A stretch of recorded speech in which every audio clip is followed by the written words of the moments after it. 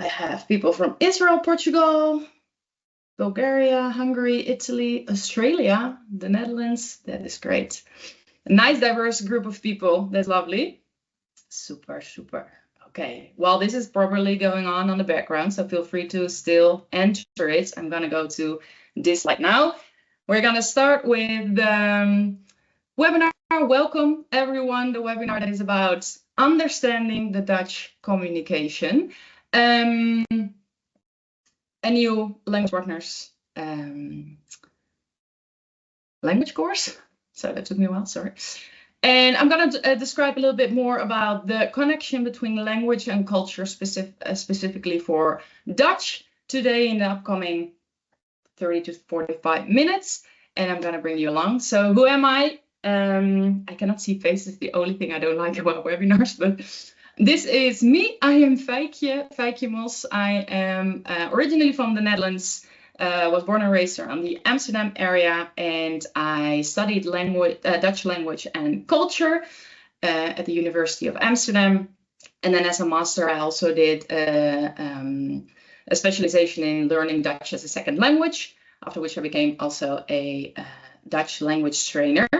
And since I learned more from my students and from other people around the cultural aspects that play a role while learning a language, I got very interested in that. And until around 1.5 years ago, I also worked for Language Partners, both as a trainer for the culture and language courses, as well as a part of the learning and development team, where I developed all the courses and tried to bridge the gap between language and culture. And I'm very happy to stand here now and to actually see this bridge or this gap fill up and tell you more about that. And since 1.5 years, I'm working as a freelancer myself, a communication trainer, where my mission is continuing that I would like to avoid miscommunication as much as possible between individuals by bridging the gap between language and culture too. There's a little QR code in case you want to connect. Which I would love to hear more about the faces behind the names that I'm seeing. So what we're going to do today. So these seem like a lot of topics, but they are all combined. So what we're going to do, we're going to briefly introduce the concept of communication. What does it actually mean, to get the bigger picture of what we're talking about today. Then we're going to zoom in a little bit to a tool or a metaphor, really, which is called an iceberg model, to understand culture better. And then we are zooming in even more to the cultural dimensions that influence the way that we communicate. Then we're going to practice, or you're going to practice, and I'm going to give you some scenarios with some options of how to respond in these specific scenarios. And of course, we're going to analyze that, and in the end, I will bring it back with some takeaways and some extra ways how this is reflected in language. So the whole combination of language and culture is the bigger picture of this webinar. So first of all, what is communication? Seems obvious maybe, but there's actually more into play. So it's not only the way that you talk, really, which is often assumed, but it's everything around that as well. Maybe you've seen it already. I'm trying to use more hands. I'm very aware of the limited space of the online environment that I have, because normally, of course, when you speak in person, all the nonverbal cues from your head to your toe play a role as well. Other than that, I have a little different rhythm throughout my voice, using pauses, filler up words, and other ways, facial expressions to try to send my message to you. So those are all included in what we call communication. So it's way more than only the verbal communication. Other than that, there is a deeper layer too, because really when you communicate, you're trying to express what's inside your head, what you want to say to the outside world, to the people that listen to you, that you are conversing with, and as what's in your mind to the outside world. And normally you get feedback from that, positive or negative. And based on this feedback, that can be questions that you're getting, weird faces that you're getting. Based on all those signs, you're adapting your communication constantly. So that's as I said before, the webinar is kind of a one-way road. I don't see any faces, so for me it's very hard to see how you perceive what I am sending. So maybe you've also experienced it yourself, especially online when people are not turning on their cameras, that even though you can talk, you hear each other, you're still missing clues to understand if the communication is going fine or not. But it's okay. That's the whole reason, like the whole concept of the whole webinar, I guess.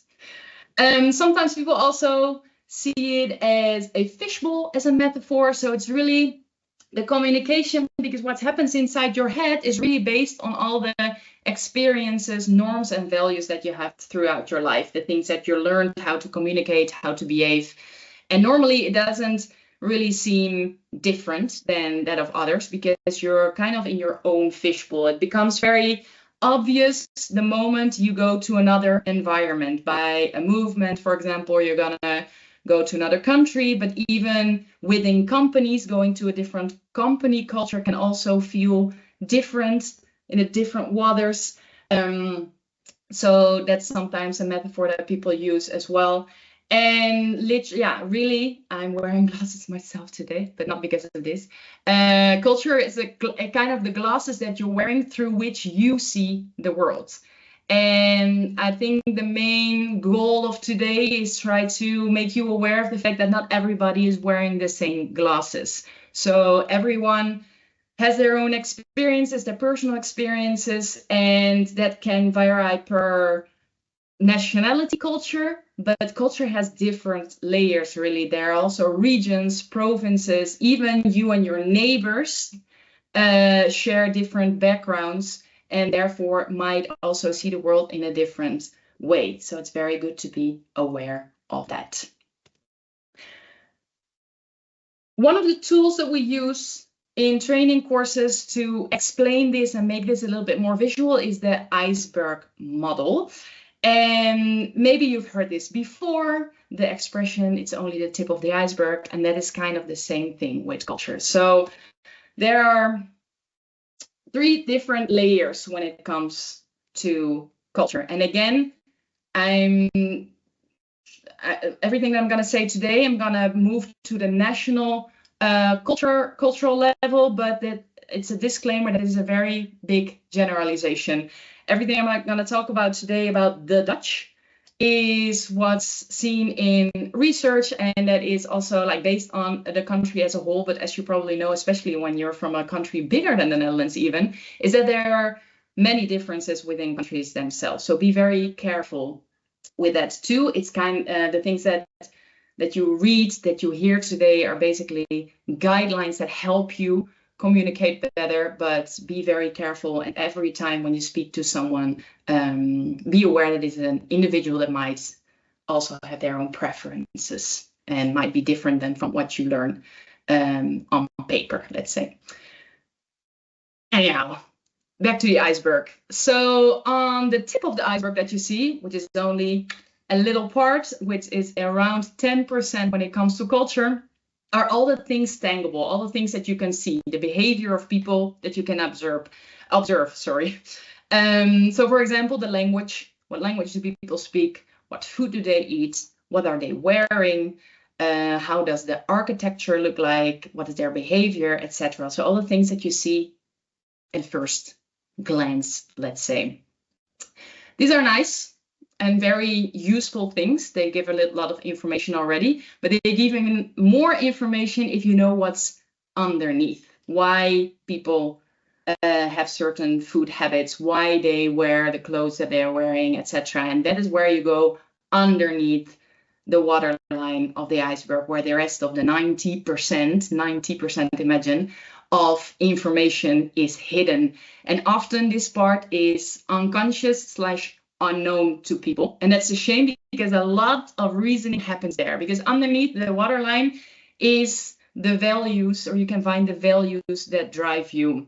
So for example, how do you make decisions? In what way? How direct is your communication style? What beliefs do you follow? What assumptions do you have? And if you want, you can even go a layer deeper and have a look at the cultural influencers, the core values, even deeper than the part underneath the waterline, which is often influenced by history, geography, climate, religion, education, all the things that happen here influence the way that you see the world through those glasses that I mentioned before. And those again influence how you will actually communicate that to the outside world. And here you see again, all these things above the waterline are ways to communicate something.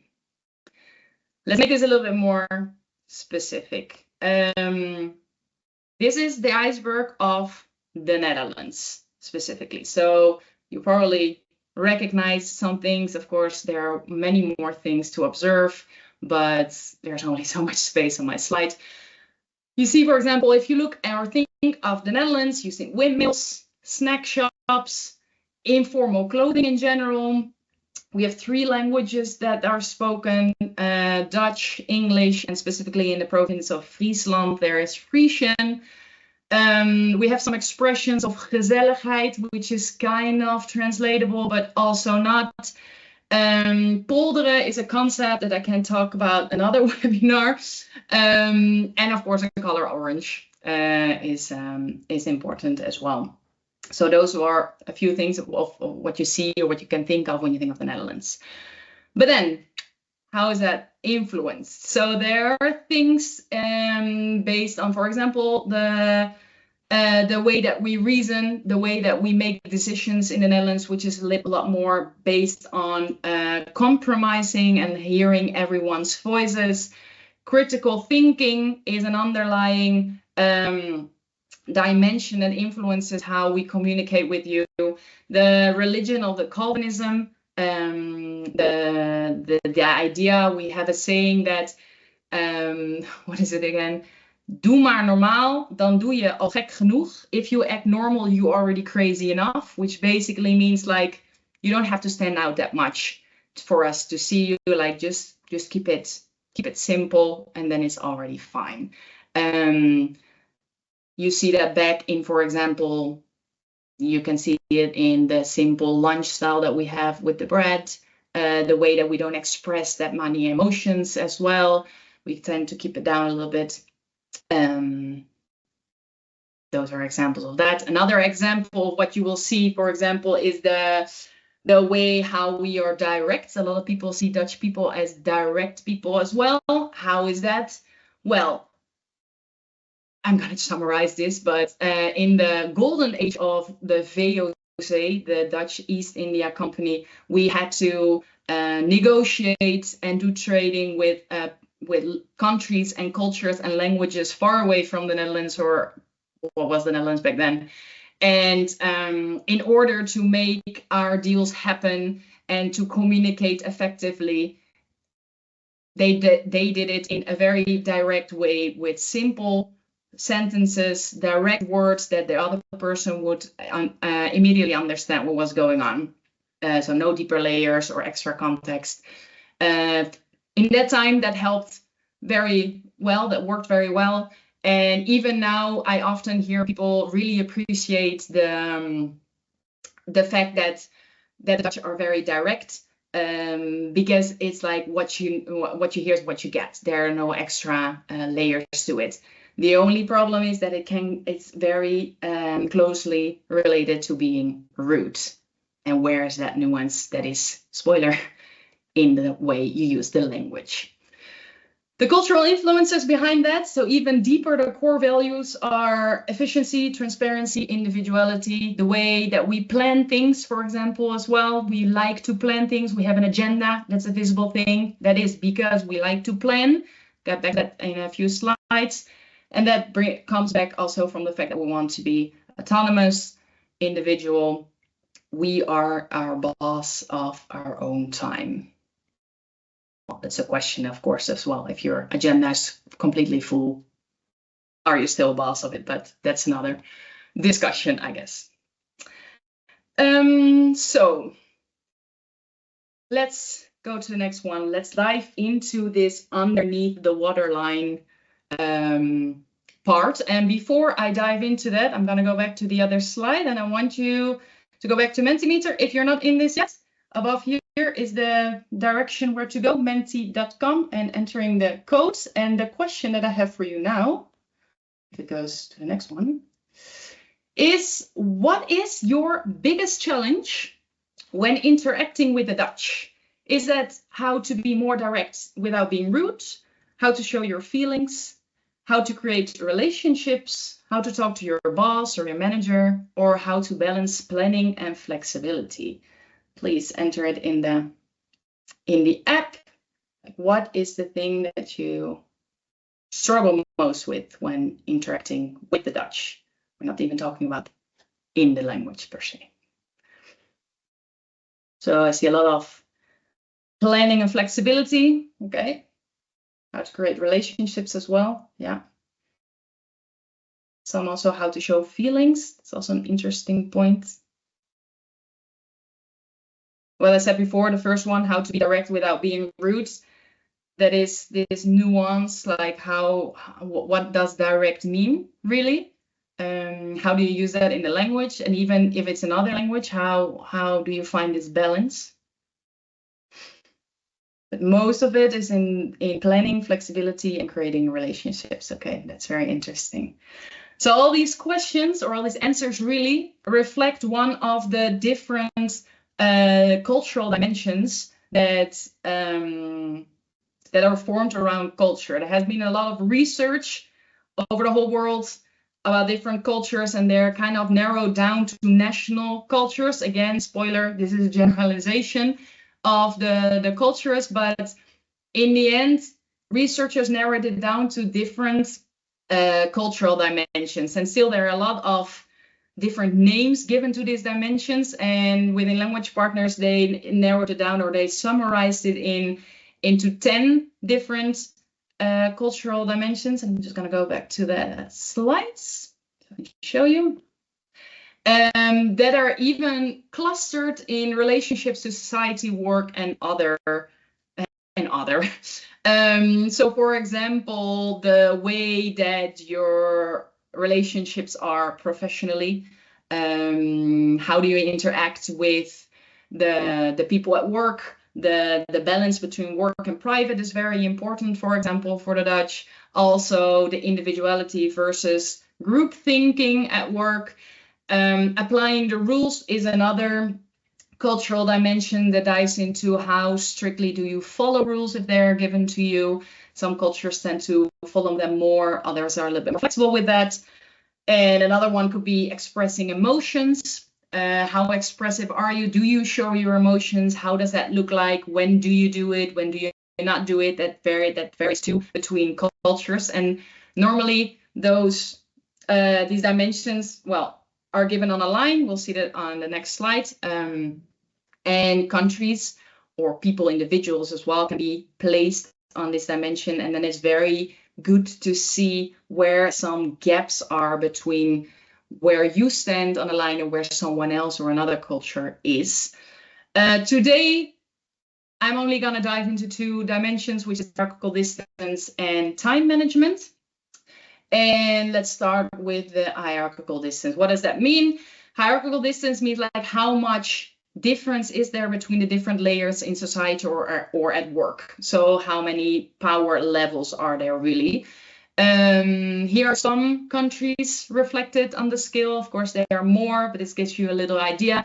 And you see that the Netherlands is all the way to short, which means that there is not that much hierarchy in, I'm just gonna focus on the work environment now. So in companies, there's not much hierarchy. What does that mean? That means that in a meeting, you will find the CEO or a manager having a very interesting discussion with, for example, the intern, because it is believed that everyone has a voice, and to get to a decision, it's very important to listen to everyone's voices and to come to a compromise and eventually make a decision. If the hierarchy is higher or longer, then that means that there are more layers and that there are more, it's a more power structure, so that top down or the bottom up, for example, is way more visible there. And also the way how and when and with whom you're speaking differs from cultures that have a short hierarchical distance. How is this reflected in language specifically? In Dutch, you will see, for example, the difference between the way that you speak to, in English, the you, in singular you. It's not a specific Dutch thing, by the way, but it also exists in Dutch, that there are two ways to talk to someone in you singular, which is the informal way, jij, or the formal way, u. So using these subjects and the correct conjugation of the verb makes you create or not this hierarchy, whether it is in the company or on the street in the society. So that is a way for you to use the language to make this distinction. And you will see that a lot of companies where there's a flat hierarchy, that the u is not used, or not used, not used. And everybody just speaks to each other with jij or je, or even just mention people by their first name, even the CEOs or the managers. And as I said, also everyone is included in the decision-making process. Then the other slide is, or the next dimension, sorry, is time management. Time management the dimension goes from planned to flexible, which means that how linear is your time. For planned cultures, tasks are done one by one. You start one task, you finish that one, then you go to the next one, then you go to the next one. You see that in the Dutch agendas, for example. And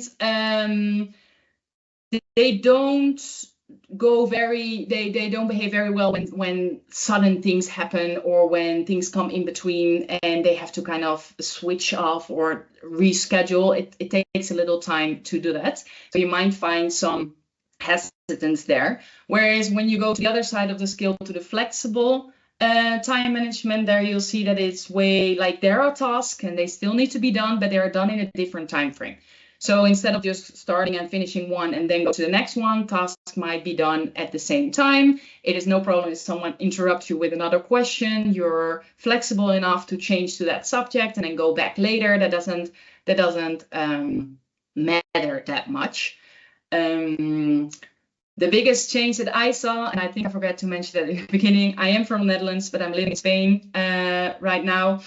And the biggest, I don't want to call it necessarily a culture shock, but the biggest thing that I saw. Yeah. Is it okay, Virginia? Yeah. Okay. Yeah. Super. Thank you. So the biggest thing that I saw when moving to Spain was on this dimension. For example, very easy buying a coffee. So when I buy a coffee in a coffee shop, then in the Netherlands it was my turn. They helped me, and when my turn was finished, they went to the next one. Whereas here in Spain, I figured that they were making my coffee, and at the same time, they were helping the 2 or 3 people next to me, making their things, buying their sandwiches, whatever, while I was still waiting for my coffee. And in the beginning, I was like, hello, this is my time. Why don't you finish me first before the next? Because I have to go on to move on. But by the time I learned that, why not do that? Because the coffee machine is really making me coffee. And in the end, it was quite effective, actually. And there were way more people helped in the same amount of time. So this is a little example of how the time management works. As you see, planned is, or the Dutch are pretty planned. Might come as a shock to you. And how that is reflected in language is, for example, the fact that we have only one word to make appointments for both formal and informal context. So the word afspraak is used for both making an appointment with a doctor or the dentist, as well as with your friends. So that means that there is not really a hierarchy in what kind of appointments there are. They're equally important. Also, when you do make an appointment and you set a time, there are different prepositions, little preposition words that are used to specify what time you're meeting. So if you say we meet om 9 uur, like at 9 o'clock, then it's exactly at 9 when you're supposed to be there. It's more flexible. be careful what flexible means here too. You can say around, rond 9 uur. Does that mean half an hour later? No, it gives you more like the flexibility of 5 minutes, let's say. So rond 9 uur is like around there. If you're 5 minutes late, that's okay. That doesn't happen with om. Om is exact. And there is also the tussen.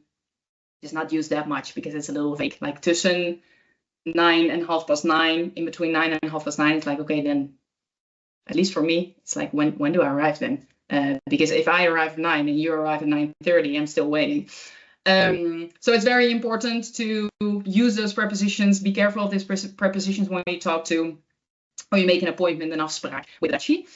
And also, if you say that you're meeting at a certain time specifically, then even it's very appreciated if by the time that it turns 9 and you're still not there, even if it's only a few minutes, that you let that person know.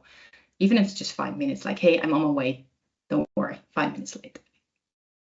Okay, these are 2 examples of how the dimensions, the cultural underneath the waterline information influences how people behave and how it's also reflected in language. Now, what we're going to do is we're going to go back to the Menti, and I'm going to give you 3 different scenarios, short scenarios with 3 different ways to behave or to respond to it. And I would like you to answer those questions based on what you think is the right approach. So the first one is, you want to give feedback to a Dutch colleague about their presentation.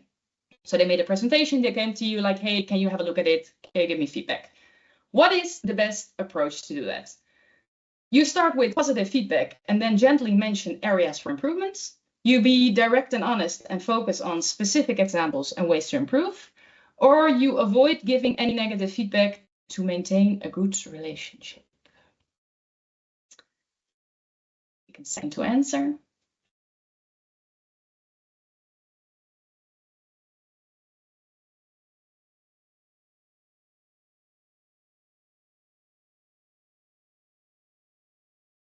Okay. It's moving a little bit between the first 2, and I think I already clicked too much. That it also already shows the right answer. But the right answer is the second one. Be direct and honest and focus on specific examples and ways to improve. Why the Dutch appreciate direct and honest feedback? Also, not only because of the directness, but also because in specific work things, for example, here there is ask for feedback to a specific task, which means that this feedback is perceived as feedback on this task and not on the person. So Dutch people tend to separate those things. It doesn't really mean that you have to completely go rich on it, but in general, it's easier to see like, hey, okay, this feedback is not for me personally, it is on the task. But it's also very appreciated if you give specific examples and also ways to improve, because otherwise it's like, okay, you've given me negative feedback, now what? But if you give specific feedback, it gives them tangible and constructive examples of how they can actually do it better in the future. And even like there is a reason maybe why they did not that good. So try to help them to improve it for next time as well, like the collaboration a little bit there. Option A, about the positive feedback and then areas for improvement, is going to be too indirect, because areas for improvement is not always received as negative feedback or things that they need to improve. It's more kind of a suggestion of how you could do better next time if you want to. Also, if there is a sandwich method, for example, positive feedback, negative feedback, positive feedback, Dutch people tend to look to the 2 positive things because those are 2 and there's only 1 point of giving negative feedback, like 2 versus 1, like that's a pretty good deal. So the negative one, which is often used and or most important in the sandwich approaches, is not going to stick very well with the Dutch. Option C, nobody answered that too, is not effective because it's seen as missing out on chances for improvement. And also with the dimensions that we saw before, the professional relationships, like people tend to be more individualistic than group focused. So they want to, like, yes, we want people to like us, but in the end of the day, it's not necessarily about good working relationships in that sense. Second scenario, you have a great idea for a new project, but it involves changing the company's current strategy. What's the best approach? You schedule a meeting with your manager to discuss your idea directly, or as soon as possible. You discuss your idea with your team members first and then present it to your manager. Or you send an email to your manager outlining your idea and ask for their feedback. Will be the best approach, right? I mean, in all these things, depending on context, there are always nuances, but what would be the best approach? Ooh, we have a tie there. Okay. Okay. Still some changes. I'm going to give you some more.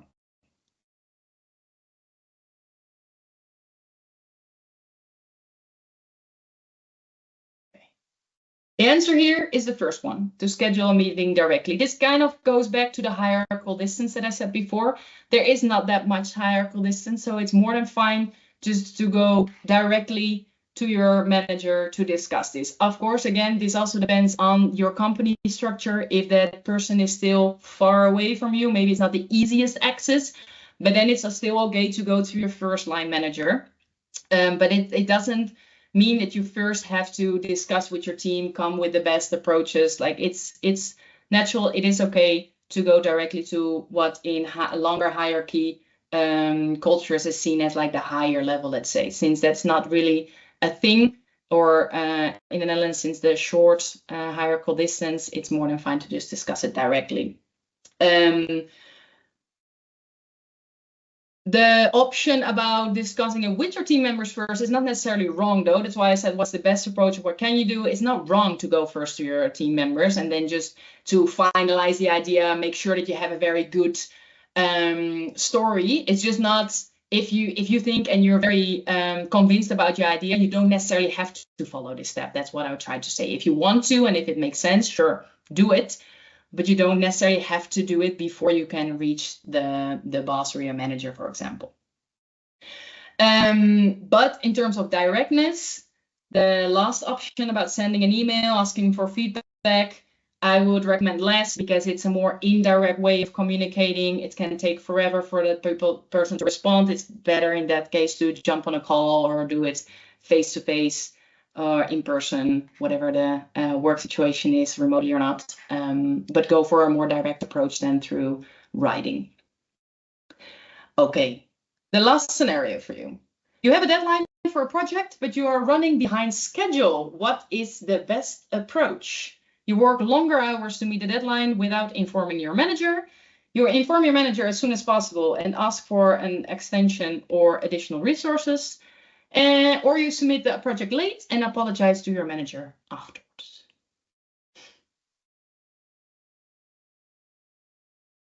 Oh, we're very clear about this one. Nice. Yeah, perfect. That's the only, well, not the only again, but it's the best answer here. The Dutch appreciate open communication, not only direct, but also the transparency. I don't know if you remember from the iceberg, transparency is a strong core value. So do that, be transparent. It doesn't mean you're weak. You're just opening up like, hey, I'm having a problem here, or I struggle. And by informing your manager in time, you give them the time to help you. It also balances the work and private. That is very important. That is why the longer hours without informing your manager, I wouldn't do that, because that's not really the way the Dutch work. Of course, if you are in discussion with your manager and that's the only outcome, but then you discuss it together at least. It's not necessarily asked from you to do it. And submitting the project late and then telling afterwards is, I would not recommend that. Perfect. All right. So this one was very anonymous. I like that. Okay, so some more, let's bring it a little bit back to the language part. So because as we've seen, there were some grammar structures that reflect the culture into the language, but there are also a lot of sayings and idioms that are used that in the beginning seem hard and maybe not that useful to learn, but it will happen a lot. The Dutch use a lot of sentences that are very hard to literally translate, but they're very important. And they also, if you really go to the deeper layer, reflect back to the dimensions. So I just mentioned 3 here for the Dutch people here. I hope you recognize them, and maybe it gives you a little bit more insight and idea of how to use them next time.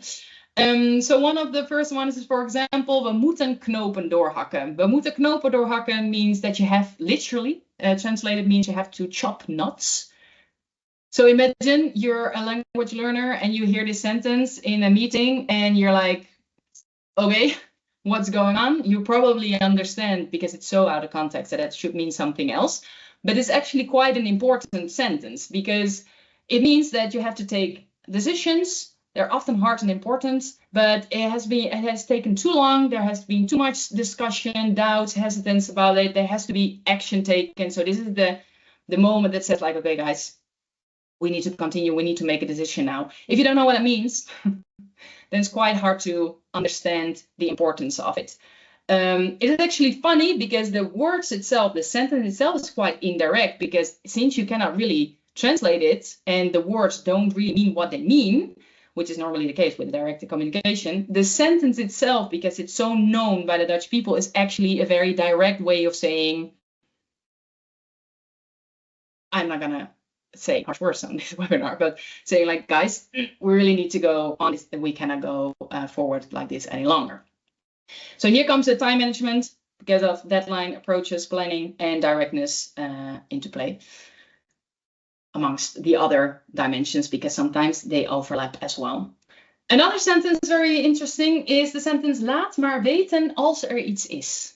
Just let me know whenever something's bothering you, whenever you want to brainstorm or whatever. It's often given from a manager to employee before they're left to do their own task. It's like, okay, whenever you need my help, I'm here. It's a very informal way to say that. But it's tricky when you want to translate it, or when you're learning a language, for example, Dutch. The structure, I'm not going to bore you too much with it, but the structure of this sentence is actually an imperative structure, which means, like, you have to do it. It's kind of an instruction. So if you try to translate it to another language, it's often hard to do that, and it makes it a little bit more direct/rude, because there is specifically one little word here that is very hard and very nuanced, or hard to translate and nuanced in the Dutch sentence, because the maar normally means but. To, like, I don't want to go to work, but I want to go to the swimming pool, for example. That's how people learn it in the beginning. However, in an imperative, it's used to make a sentence more polite. So it's an imperative, an instructional sentence that is making that became more soft, more indirect, because of this, adding this little word. But if you translate this to another language, it's but, and it doesn't make any sense. So it's actually a little bit more, well, it has to do with hierarchy. The fact that the manager says, like, hey, whenever you want to run into my office or bother me with your questions, however, be careful with the context here too, because they don't always mean that you have to come by them with everything question you have. But that's another topic. But it's also a little bit more low context, and it's also quite hard to understand as a language learner. And the last one I found mainly funny, because it has to do with the time management and also the flexibility, which is the sentence, ik moet even schakelen. Ik moet even schakelen, hoor. And often happens when there is a last minute change in deadline or planning, or some changes that have to be made last minute. And since everyone already has kind of their planning set, it sometimes have people, they need a minute to recalculate everything and all the consequences that follow with this little change. And then they use this sentence, ik moet even schakelen, hoor. But again, translating this literally, this is not something that if you use or learn the word schakelen, which in general is not a word that you use that much, it can be very tricky to understand what this means. So in this slide, with only these 3 things and the other things that I said today, there is quite some, there are some examples of how culture is influenced. and language is influenced by culture, sorry, and how culture influences language and communication in general. All right, a lot of information today. A little sum up of what we've discussed. So language is a reflection of culture. Communication, a little broader, is a reflection of culture. Everything that you send out to the receiver on the other side. Understanding, being aware of these cultural influences is key to learning. Understanding each other as well. So the fact that you have your own glasses on means that the other person is also wearing their own glasses. So you're looking at each other from your own cultural backgrounds and not only what you're seeing. So keep that in mind, that everybody has like a deeper layer there. How do you find out? It's pretty easy. Just ask and don't assume.